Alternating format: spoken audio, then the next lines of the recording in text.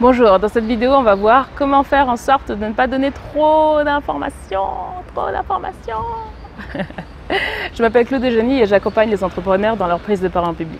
Je les aide à devenir inspirants et créer un message qui change des vies. Abonnez-vous, likez la vidéo si vous ne l'avez pas encore fait.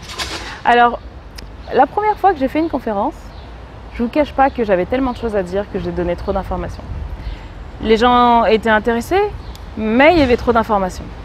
C'est un peu comme à l'école. Vous voyez, on vous gave comme des oies. Comme Idriss Aberkane dit, la connaissance est faite pour être partagée, une connaissance plus une autre, ça crée une troisième connaissance. Maintenant, si vous apportez trop de connaissances, il se peut que votre audience en face fasse une overdose. Imaginez que vous soyez à un buffet à volonté et que vous puissiez choisir tout ce que vous avez envie de manger. Vous allez choisir et ça va vous faire plaisir, ça va vous faire du bien.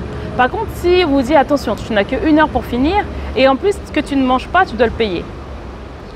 Comme dit Idriss Aberkane, ça démotive. Et c'est exactement ce qui se passe par exemple avec l'école. On vous donne tellement d'informations en très peu de temps et on vous sanctionne si vous n'avez pas tout consommé. C'est pareil quand vous présentez de l'information à votre audience. Il y a des choses qu'elle ne sait pas, que vous savez. Il y a des choses qu'elle sait déjà et que vous savez aussi.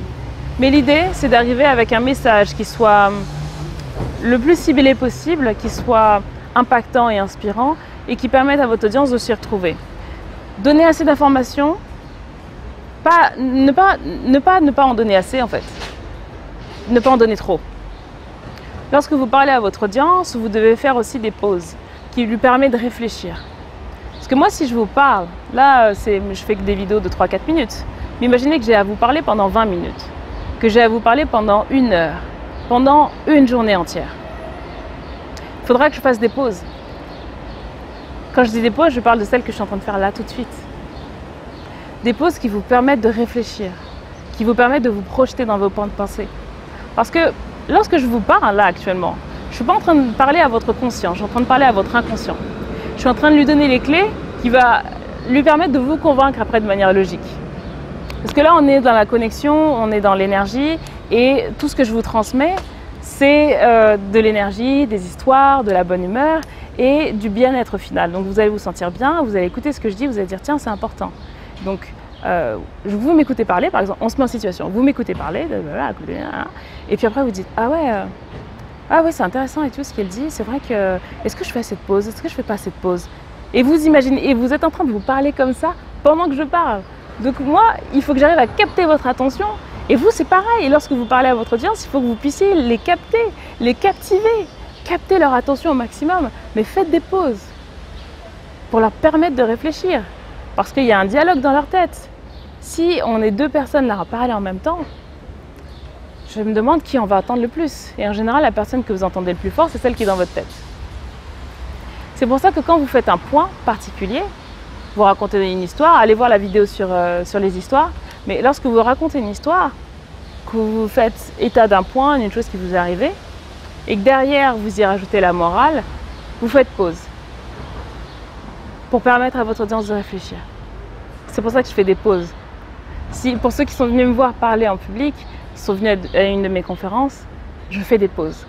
Je fais beaucoup de pauses pour vous permettre de vous donner le temps de réfléchir. Vous voyez les humoristes par exemple, quand ils racontent leur histoire, à un moment donné tout le monde rigole et les gens applaudissent. À ce moment-là ils s'arrêtent, ils attendent que les gens finissent d'applaudir, finissent de rigoler. Et après ils enchaînent sur la suite, parce que s'ils ne font pas ça, l'audience ne va pas entendre ce qu'ils ont à dire. Donc c'est pareil, si vous croyez que les gens sont assis silencieusement à vous écouter, c'est faux. Vous parlez à leur inconscient. Là je parle à votre inconscient.